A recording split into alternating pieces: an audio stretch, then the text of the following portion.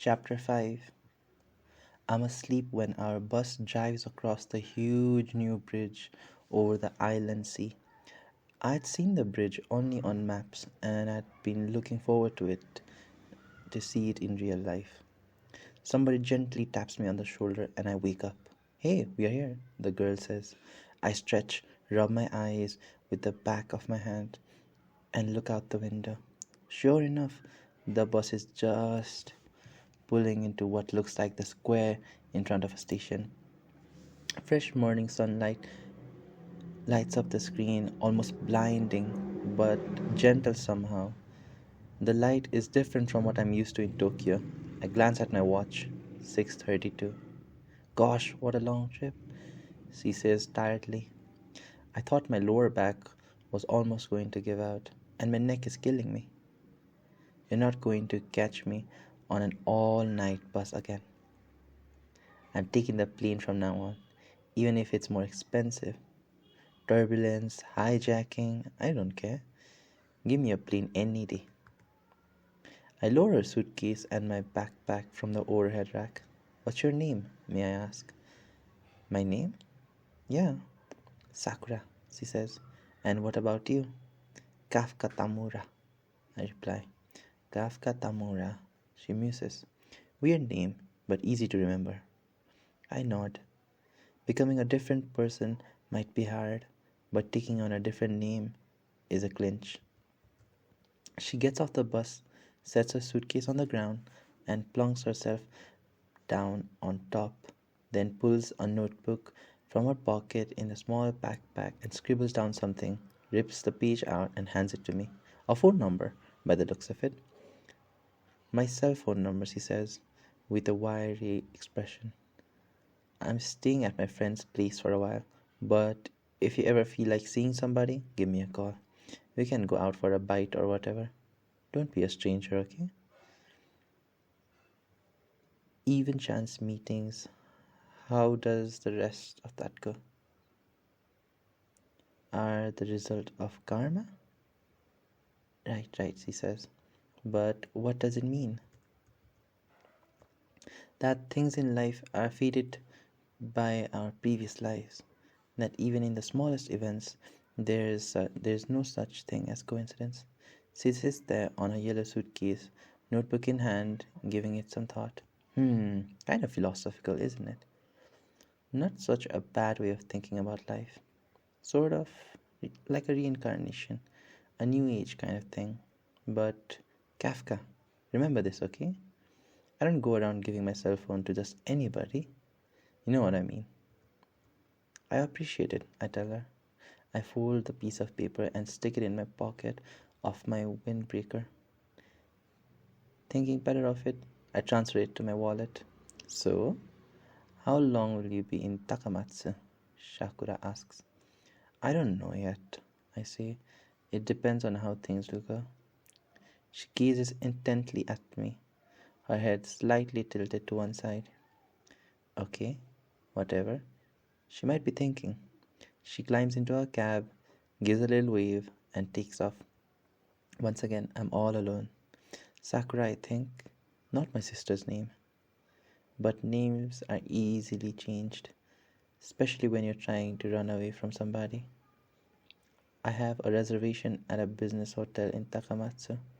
The YMCA in Tokyo had told me about this place, and through them, I got a discount on the room.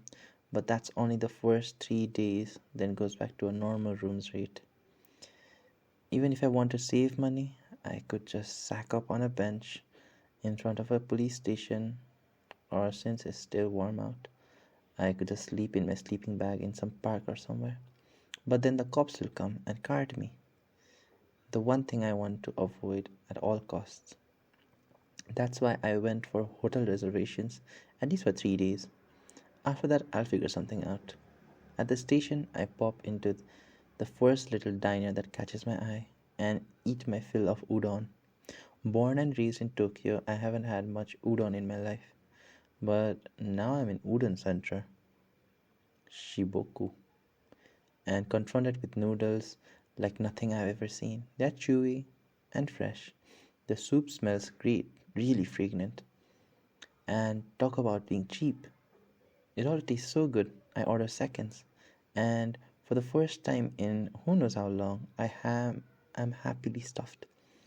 After I plop myself down on the beach in the plaza next to the station and gaze up at the sunny sky, I'm free, I remind myself. Like the clouds floating across the sky, I am all by myself, totally free. I decide to kill time till evening at a library. Ever since I was little, I loved to spend time in reading rooms like libraries. So I've come to Takamatsu armed with info on all libraries in and around the city. Think about it, a little kid who doesn't want to go home doesn't have many places he can go. Coffee shops and movie theaters are off limits. That leaves only libraries, and they are perfect. No entrance fees, nobody's getting all hot and bothered if a kid comes in. You can sit down, read whatever you want. I always rode my bike to the local public library after school. Even on holidays, that's where you'd find me.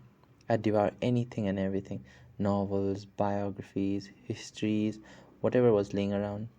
Once I'd gone through all the children's books, I went to the general stack and books for adults. I might not always get much out of them, but I forged on the very last page. When I got too tired of reading, I'd go into one of the listening booths with the headset and enjoy some music. I've had no idea about music, so I just head down the rows of CD that they had there and give them a listen. That's where I got to know about Duke Ellington, the Beatles, Led Zeppelin. The library was like a second home, or maybe more like a real home, more than the place I lived in. By going every day, I got to know all the lady librarians who worked there. They knew my name and always said hi. I was painfully shy though, and could barely reply. Before coming to Takamatsu, I moved out some wealthy man from an old family in some suburbs that renovated his personal library into a private library open to the public. The place has a lot of rare books, and I heard that the building itself and the surrounding gardens were worth checking out. I saw a photo of the place once in Tayo magazine. It was large, Japanese style house with a really elegant reading room and looks like a parlor where people are sitting with their books on comfortable looking sofas. For someone for some reason that photo really stayed with me. I wanted to see this in person if someday the chance came along. The Komura Memorial Library, the place was called. I go over to the tourist informational booth at the station and ask how to get there. A pleasant middle aged lady marks a spot on the tourist map and gives me instructions on which train to take. It's about 20 minutes, right?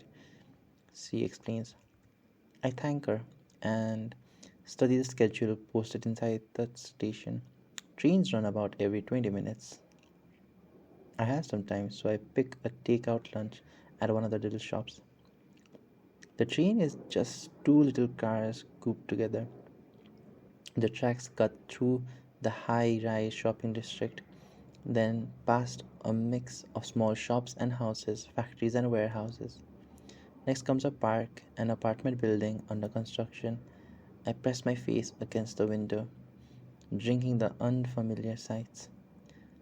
I've hardly ever been outside of Tokyo, and everything looks fresh and new. The train I'm on, going out of the town, is nearly empty this time of the morning, but the platforms on the other sides are packed with junior and senior high school kids in their summer uniforms, school bags slung across their shoulders, all heading to school. Well, not me though. I'm alone, going in the opposite direction. We're going on different tracks in more ways than one. All of a sudden, the air feels thin. Something heavy is bearing down on my chest. Am I really doing this right? The thought makes me feel helpless, isolated. I turn my back to the school kids and try not to look at them anymore. The train runs along the sea for a time and then cuts inland. We pass tall fields of corn grape vines, tangerine trees growing on terraced hills. An occasional irrigation pond sparkles in the sunlight. A river winding down a flat stretch of land looks cool and inviting. An empty lot is overgrown with summer grasses. At one point, we pass a dog standing by the tracks, swarming vacantly at the train rushing by. Look at this scenery. Makes me feel warm and calm all of a sudden. You're going to be okay, I tell myself, taking a huge breath. All you do is forge ahead. At the station, I follow the map and walk north, past rows of old stores and houses. Both sides of the street are lived in. I've never seen so many different kinds of black walls made out of boards, white walls, granite block walls, stone walls with hedges on top. This whole place is still and silent, with no one on the street, hardly any cars passing by. The air smells like the sea, which must be nearby. I listen carefully but can't hear any waves. Far off, though, I hear a faint bee like buzz of an electric saw, maybe from a construction site. Small sign with arrow pointing towards the library line, the road from the station, so I can't get lost. Right in front of the Komora Memorial Library's imposing front gate stands two neatly trimmed plum trees. Inside the gate, a gravel path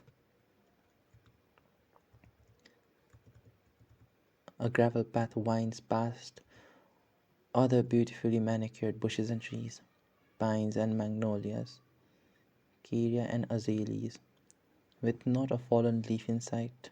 A couple of stones, a couple of stone lanterns peek out between the trees, as do a small pond. Finally, I get to the intricately designed entrance.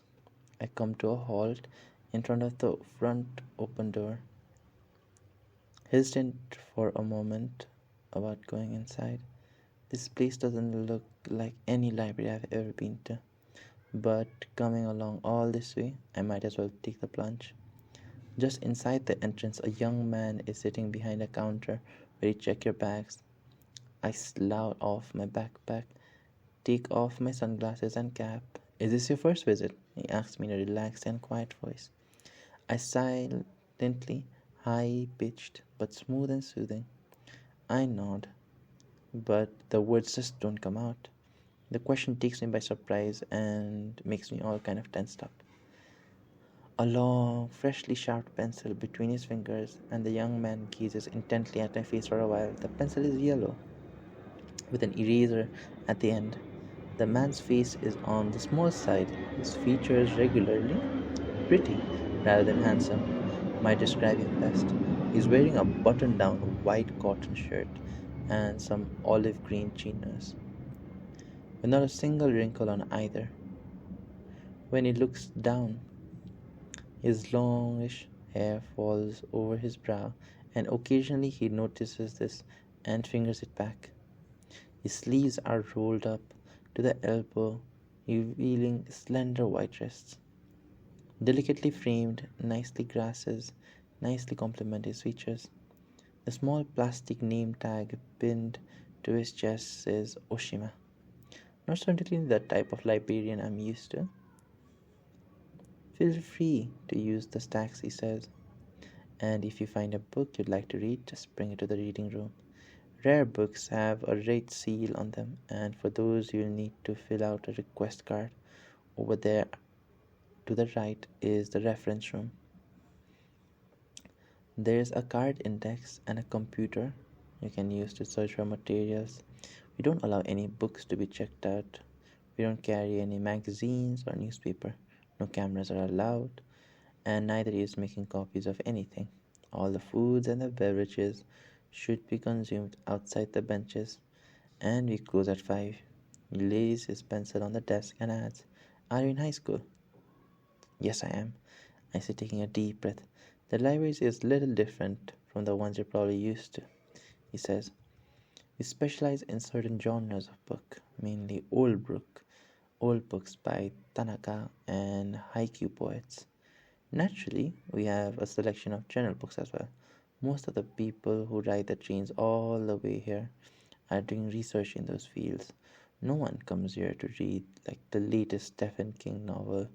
We might we might get that occasional graduate student, but very seldom someone your age. So are you researching Tanaka or Haikyuu then? No, I answer. That's what I thought. Is it still okay for me to use the library? I asked timidly, trying to keep my voice from cracking. Of course, he smiles and places both of his hands on the desk. This is a library, and anybody who wants to read is welcome. This can be our little secret, but I'm not particularly fond of tanka or haiku myself. It's a really beautiful building, I say. He nods. The Komura family's been a major sake producer ever since the Edo period, he explains. And the previous head of the family was quite of a bibliophile, nationally famous for scouring the country in search of books. His father was himself a Tanaka poet, and many writers used to stop by here when they came to Shinoku. Wakayama Boshushi, for instance, or Ishikawa Tukuboku and Shiganoe, some of them must have found it quite comfortable here because they stayed for a long time. All in all, the family spared no expense when it came to literary arts. What usually happens with a family like that is eventually a descendant squanders the inheritance, but fortunately for Komuras, they avoided this fate. They enjoyed their hobbies in its place, but made sure that their family businesses did very well. So they were rich, I see, stating the obvious. Very much so. His lips curled ever so slightly. They aren't as rich now as they were before the war, but they're still pretty wealthy, which is why they can maintain such a wonderful library. Of course, making it a foundation helps lower the inheritance tax, but that's another story. If you're really interested in this building, I suggest you take a little tour at 2. It's only once a week on Tuesdays, which happens to be today. That's rather unique collection of paintings and drawings on the second floor, and the building in itself, architecturally, quite fascinating. I know you'll enjoy it. Thank you, I say. You're quite welcome. He smiles, suggests. He picks his pencil back up and starts tapping the eraser at the end of the desk like it gently encourages me. Are you the one who does the tour? Oshima smiles. No, I'm just a lowly assistant, I'm afraid. A lady named Miss Saiki is in charge here, my boss. She's related to the Komuras and does the tour herself.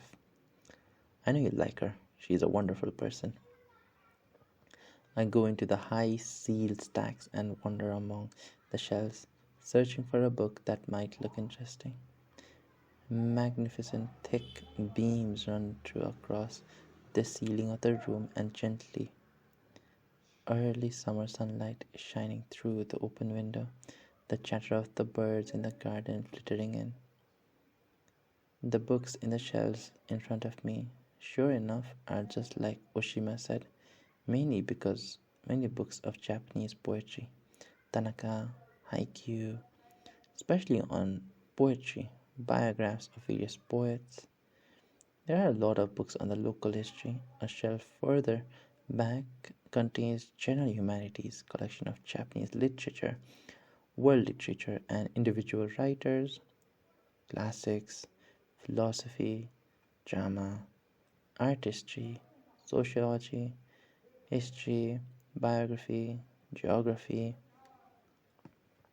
When I open them, most of the books have a smell on an earlier time leaking out between the pages, a special odor of knowledge and emotions that goes for ages have been calmly resting between the covers.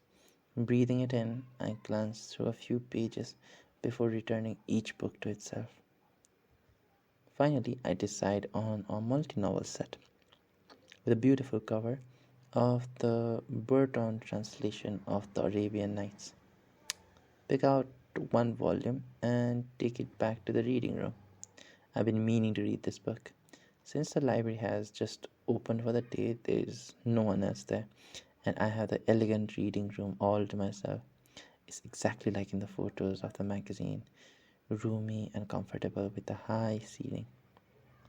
Every once in a while, a gentle breeze blows in through the open window, the white curtain rustling softly in the air that hints of the sea. And I love the comfortable sofa. An old upright piano stands in the corner, and the whole place makes me feel like I'm in some friend's house. As I relax on the sofa and gaze around the room, a thought hits me. This is exactly the place I've been looking for, a little hideaway in a sinkhole somewhere. I'd always thought of it as a secret, imaginary place and can barely believe that it actually exists. I close my eyes and take a breath, and like a gentle cloud of wonder of it all settles over me. I slowly stroke the creamiest cover of the sofa, then stand up and walk over to the piano and lift the cover, laying all my 10 fingers down and slightly yellowed keys. I shut the cover and walk across the faded grey patterned carpet on the window and test the antique handle that opens and closes it. I switch the floor lamp on and off and then check out all the paintings hanging on the walls. Finally, I plop back on the sofa and pick up reading where I left off, focusing on the Arabian Nights for a while.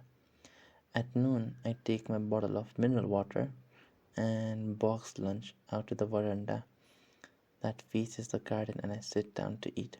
Different kinds of birds fly overhead, fluttering from one tree to the next, flying down to the pond to drink and groom themselves. There are some I've never seen before. A large brown cat makes an appearance, which is their signal to clear out of here.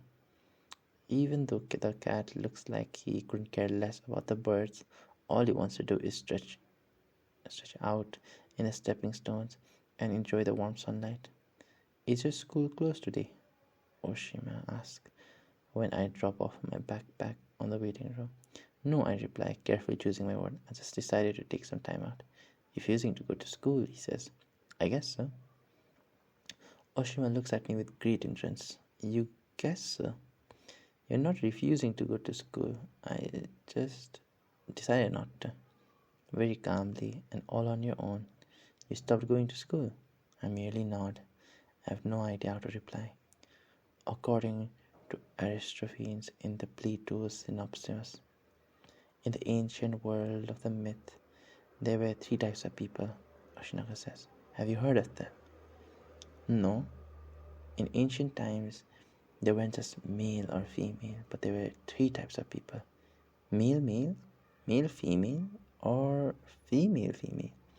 In other words, each person was made out of components of two people. Everyone was happy with this argument and never really gave it much thought. But then God took a knife and cut everybody in half, right down in the middle. So after that, the world was divided into just male and female. The upshot being that people spend their time running around trying to locate their missing other half. But why did God do that? Divine people into two. You got me. The God works in mysterious ways. There's that whole wrath of the God thing, all the excessive idealism, and so on. My guess is that it's a punishment of some sort, like in the Bible, Adam and Eve, and the fall, and so forth. Original sin, I say? That's right, original sin. Oshima holds his pencil between the middle of his index finger and twirling it ever so slightly, as if testing the balance. Anyway, my point is that it's really hard for people to live their lives all alone. Back in the reading room, I return to the tale of Albu I Hassan, the wag, but my mind wanders away from the book. Male, male, male, female, and female, female. At 2 o'clock, I lay down my book and get up from the sofa to join tour of the building. Miss Psyche, leading the tour, is a slim woman, I'd guess in her mid 40s. She is a little on the tall side for someone of her generation. She is wearing a blue half sleeve dress and cream colored cardigan and has an excellent posture. Her long hair is loosely tied back, her face very refined and intelligent looking, with beautiful eyes and a shadowy smile playing over her lips, a smile whose sense of completeness is indescribable. It reminds me of a small, sunny spot, the special patch of sunlight you find only in some remote, secluded place. My house back in Tokyo has one just like that in the garden. Ever since I was little, I loved that bright little spot. She makes a strong impression on me, making me wistful and nostalgic. Wouldn't it be great if this happened to be my mother? But I think the same thing every time I run across a charming middle aged woman. The chances that Miss Psyche is actually my mother are closer to zero, I realize. Still, since I have no idea what my mother looks like, or even know her name, the possibility does exist, right? There is nothing that rules it out completely. The only other people taking the tour are middle aged couples from Osaka. The wife is short and pudgy, with her glasses as thick as Coke bottles. The husband is a skinny guy with hair so stiff I bet he needs a wire brush to tame it. With narrow eyes and broad forehead, he reminds me of some statue on some southern island, eyes fixed on the horizon.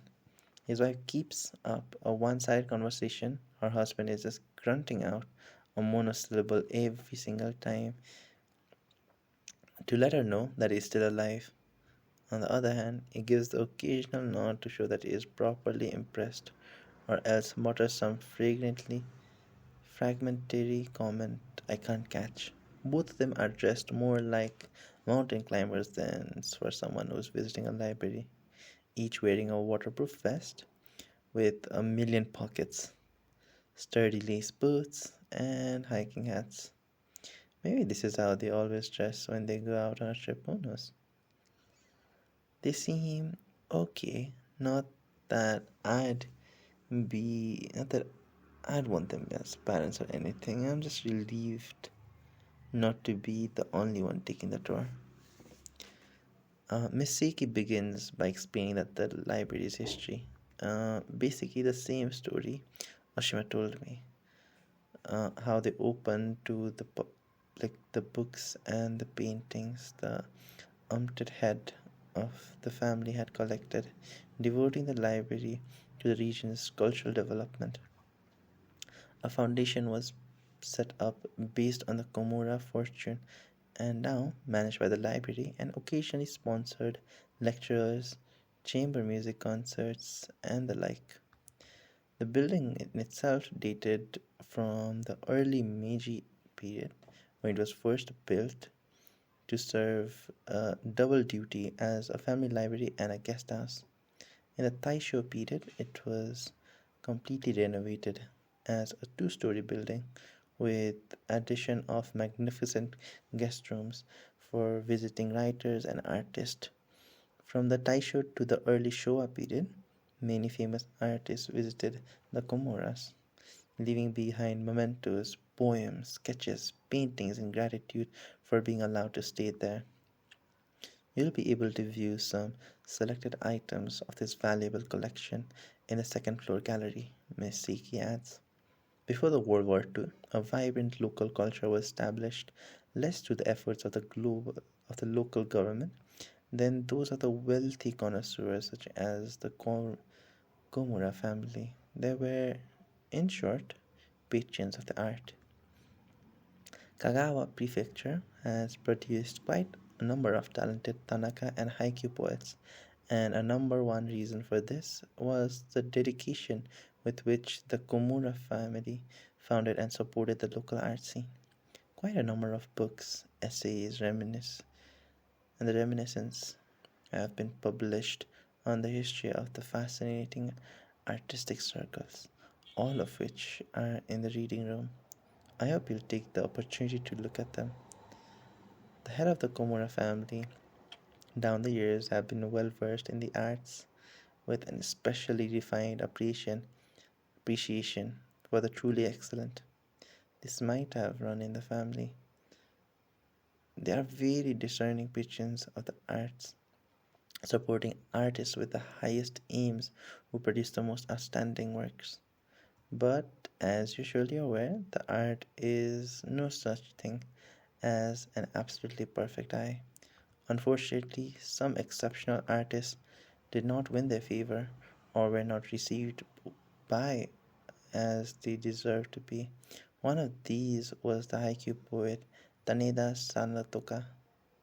According to the guest book, Santoka stayed here on numerous occasions, each time leaving behind poems and drawings.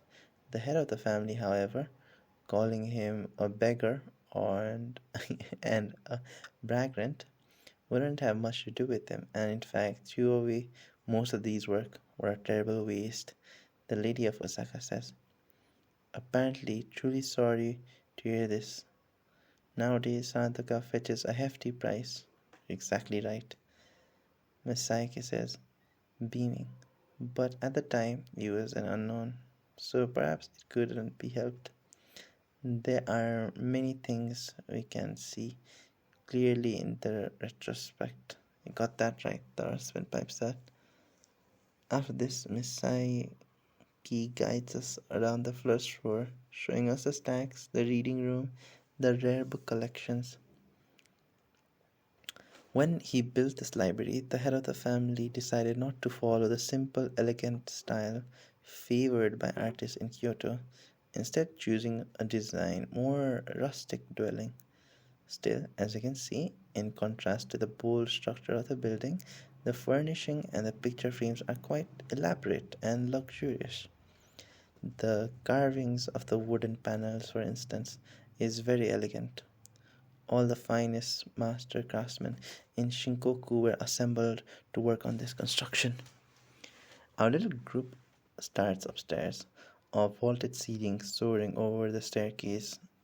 You can touch it.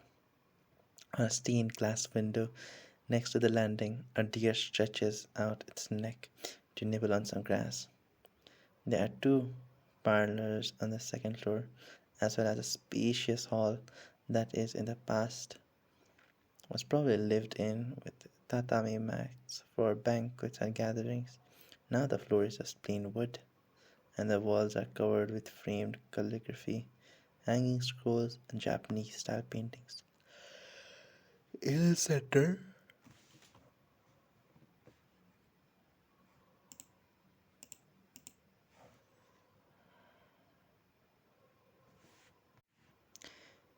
the center, a glass case displays various mementos and stories behind each. One parlor is the Japanese style, the other Western. The Western style room contains a large writing desk and a swivel chair that looks like someone's using it. There's a lot of pines outside the window behind the desk, and the horizons faintly visible between the trees. The couple from Osaka walks around the parlor, inspecting all the items, reading the explanations in the pamphlet. Every time the wife makes a comment, the husband chimes in to second her opinion. A lucky couple that agrees on everything. The things on display don't do much for me, so I check out the details of the building's construction. While I'm nosing around the western parlor, Miss Seiki comes up to me and says, "You can sit in that chair if you'd like to." Shigenoya and Takasaki both sat here one time or another. Not that it's the same chair, of course. I sat down on the swivel chair and quietly rest my hand on the desk. "How is it? Feel like you could write something?" I blush a little and shake my head.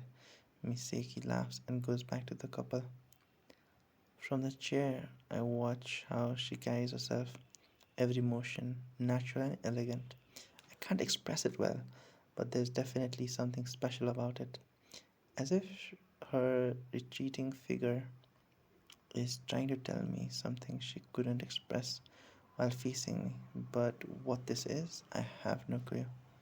Face it, I remind myself there are tons of things you don't have a clue about.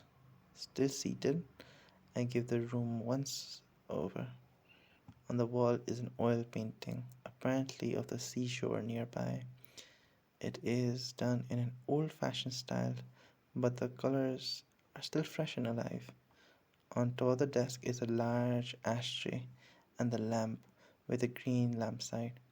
I push the switch, and surely enough, the light comes on. A black clock hangs on the opposite wall, an antique by the looks of it. Though the hands tell the right time, there are round spots worn here and there in the wooden floor, and it creaks slightly when you walk on it. At the end of the door, the Osaka couple thanks Misaki and disappears. It turns out they are members of Lanka Circle in the Kansai region.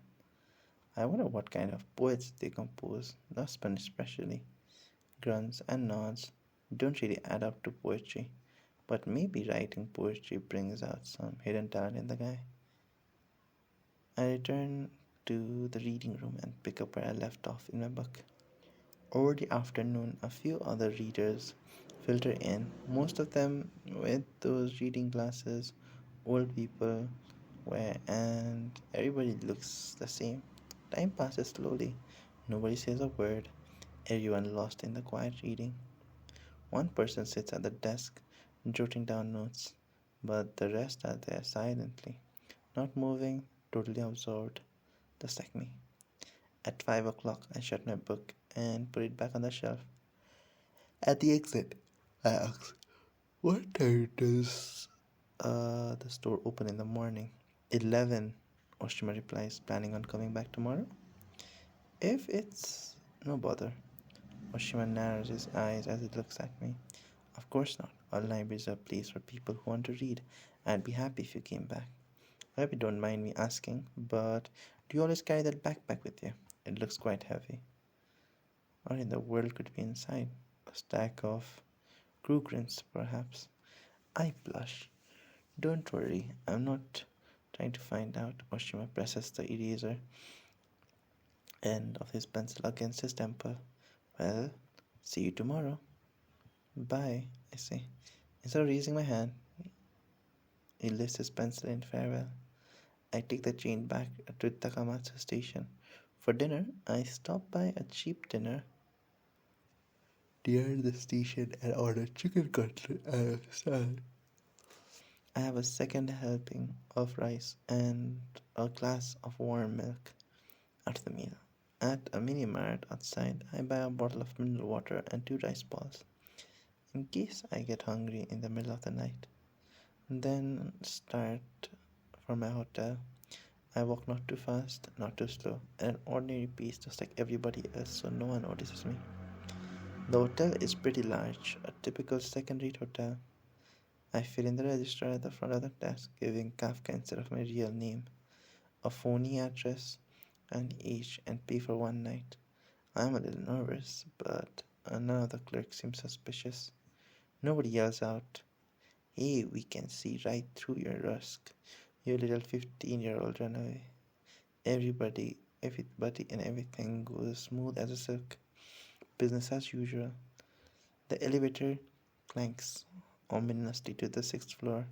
The room is minuscule, outfitted with an uninviting bed, a rock-hard pillow, a miniature excuse for a desk, a tiny TV, a sun-bleached curtain. The bathroom is barely the size of a closet, with none of those complimentary shampoos, conditioner. The view of the window is off the wall of the building next door. I don't complain though, since I have a roof over my head, hot water coming out of the tap. I plug my backpack in the floor, sit down on the chair, and I try to assimilate myself to the surrounding. I am free, I think. I shut my eyes and think deep and hard about how free I am. but I can't really understand what it means. All I know is that I'm totally alone, all alone in an unfamiliar place, like some solitary explorer who's lost his compass and his map. Is this what it means to be free? I don't know, and I give up thinking about it. I take a long hot bath and carefully brush my teeth in front of the sink. I flop down in my bed and read. And when I got tired of that, I watched the news on the TV. Compared to everything I've gone through that day, though, the news seems stale and boring. I switch the TV off and get under the cover. It's 10 p.m., but I can barely go to sleep. A new day in a brand new place, and my 15th birthday besides. Most of it, which I spent in a charming offbeat library. I met a few people: Sakura, Oshima, Misaki. Nobody threatening, thank God. A good omen. I feel like my home back in Nogata in Tokyo and my father. How did you feel when you found I suddenly disappeared? Relieved, maybe? Confused, or maybe nothing at all? I'm beating, he hasn't even noticed I'm gone. I suddenly remember my father's cell phone and take it out of my backpack. I switch it on and dial my house number. Starts ringing. 450 miles away, as clearly as if I was calling the room next door. Startled by this, I hang up after two rings. My heart won't stop pounding. The phone still works, which means my father hasn't cancelled the contract. Maybe he hasn't noticed the phone missing on the front desk.